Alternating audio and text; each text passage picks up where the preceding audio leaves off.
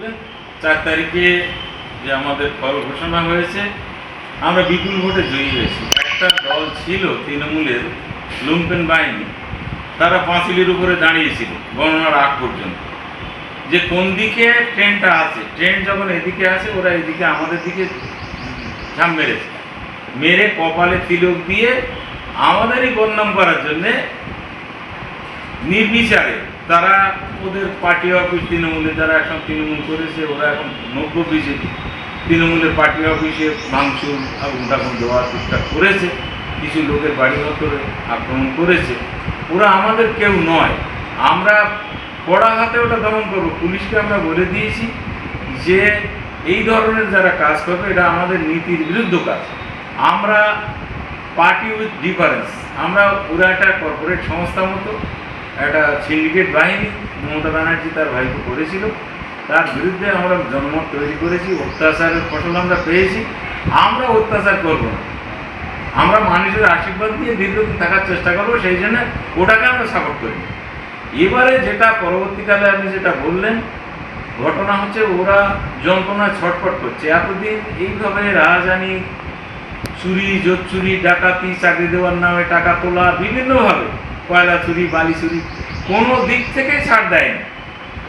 তো সেই আনন্দ, সেইভাবে সংসার চালাচ্ছিল, মদ খাচ্ছিল, আনন্দ ফুর্তি করছিল, লোকের উপরে যেভাবে অত্যাচার করেছে, ধর্ষণ করেছে, কোনো বিচার এ পর্যন্ত হয়নি।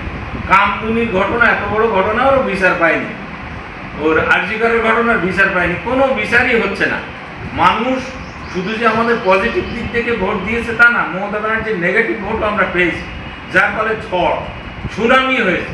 207টা সিট পাওয়া কেউ কল্পনা করতে পারেনি। কোনো মিডিয়া, কোনো সমীক্ষক দল বা কোনো সমীক্ষা, পোস্টপোল মানে যে এটা হয়েছিল বুথ ফেরত সমীক্ষা, সেগুলোতেও কেউ অনুমান করতে পারেনি যে আমরা জিতব। তো আমরা এটা চাই না, কিন্তু ওরা ছটফট করছে। চন্দ্রনাথ রথকে গুলি করেছে, আমার খুব কাছের লোক ছিল এক সময়, বা লাস্ট অবধি আমি ওর সাথে ছিলাম। উনি একটা ভদ্র ছেলে, ইন্ডিয়ান এয়ারফোর্সে চাকরি করতেন, খুবই ভদ্র এবং সমস্ত কাজও জানেন। শুভেন্দু অধিকারীর সমস্ত কাজ উনি করতেন, শুভেন্দু অধিকারী রাজনীতি করতেন, কিন্তু সমস্ত কাজ চন্দ্রনাথ রথই করতেন। এবং ভদ্র ছেলে, অমায়িক ছেলে, তাকে এইভাবে মারা মানে কি একটা বার্তা পৌঁছানো, শুভেন্দু তুমি সাবধান, যে গুন্ডার দল কিন্তু পশ্চিমবাংলায় বিরাজ করছে। তার ফলে বসিরহাটেও গুলি, বিভিন্ন জায়গায় গুলি বিনিময় হচ্ছে, ছটফট করছে। এইভাবে যদি দমন করা যায়, এদেরকে হতোদ্যম করা যায় যে না এইভাবে বেশি আমরা এগোবো না, কিন্তু আমরা কাউকে ছাড়বো না, আমরা কোনোটাকেই ছাড়বো না প্রচণ্ডভাবে। মানে যাতে এটা চার্জশিট তৈরি করা যায়, কেস এফআইআর করে চার্জশিট তৈরি করে এদেরকে দৃষ্টান্তমূলক শাস্তি দেওয়া হবে, যেন কখনো এই ধরনের কাজ করতে কেউ সাহস না। আপনার নাম? আমার নাম আশুতোষ হালদার। আপনার ডেজিগনেশন? আমি x national council member, x professor. ধন্যবাদ স্যার।